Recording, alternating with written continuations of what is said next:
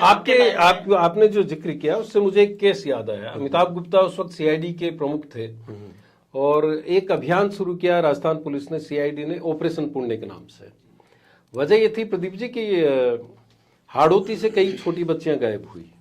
गर्मियों के दिन थे, गर्मियों में वो जब बारिश होती थी तो 2 साल की, 1 साल की, 1.5 साल की, 6 महीने की बच्चियां गायब हो रही थी, और वो भी एक पर्टिकुलर जाति की जिसके नाक नक्श ठीक है, अच्छे माने जाते हैं। उससे पहले उन्होंने सांचौर वाले इलाके में भी कोशिश की, लेकिन सांचौर में चूंकि वो पकड़े गए, दूरी ज़्यादा थी, और तो उन्होंने बूंदी को फोकस किया और बूंदी से एक साथ कई लड़कियां गायब हुई।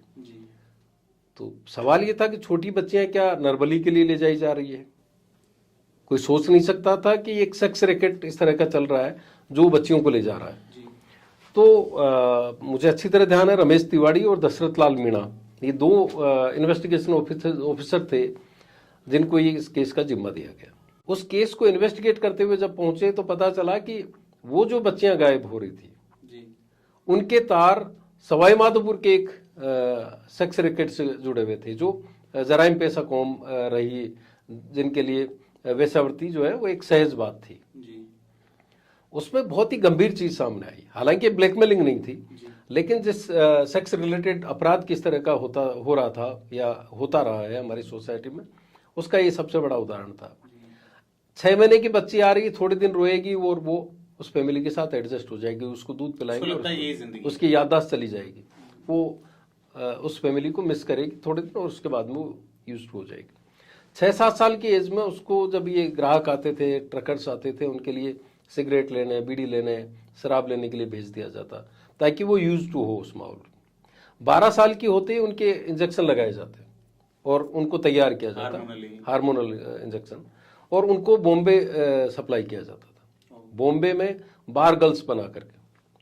उसके बाद एक एज के बाद में वो जीटी रोड पे आती, आगरा में आती, और 32, 33, 34 साल के होने के बाद में वो इसी अजमेर और मंदसौर के हाईवे के ऊपर उनको भेज दिया जाता। इन्वेस्टिगेशन इस तरह से हुआ कि दशरथ लाल मीणा उसी इलाके के थे, उन्होंने समझने की कोशिश की कि ये क्या हो रहा है, क्यों हो रहा है। कुछ रेड लाइट एरियाज में उन्होंने जाना शुरू किया और पता चला कि जो बच्चियां हैं उनके नाक नक्श बिल्कुल बदले हुए हैं, उनके जो कलर कॉम्बिनेशन है वो बिल्कुल डिफरेंट है। और जब उन्होंने जाना चालू किया, बातचीत करनी चालू की, तो पता चला कि नथउतराई के 1.5 लाख रुपए उस जमाने में उनसे लिए जा रहे थे, है ना। और जब रेड डाली गई तो ये पता चला, मैं इसका संदर्भ इसलिए देना चाह रहा हूं कि पॉलिटिकली कितने वेल कनेक्टेड लोग रहे हैं इस तरह के। तो पता चला कि एक केंद्रीय मंत्री को वो चुनाव फाइनेंस करती थी, जो रैकेट चलाने वाली। और ये राजस्थान पुलिस का, सीआईडी का सबसे बड़ा ऑपरेशन था जिसने इतने बड़े मामले का खुलासा किया। और उस वक्त भैरव सिंह शेखावत की सरकार थी।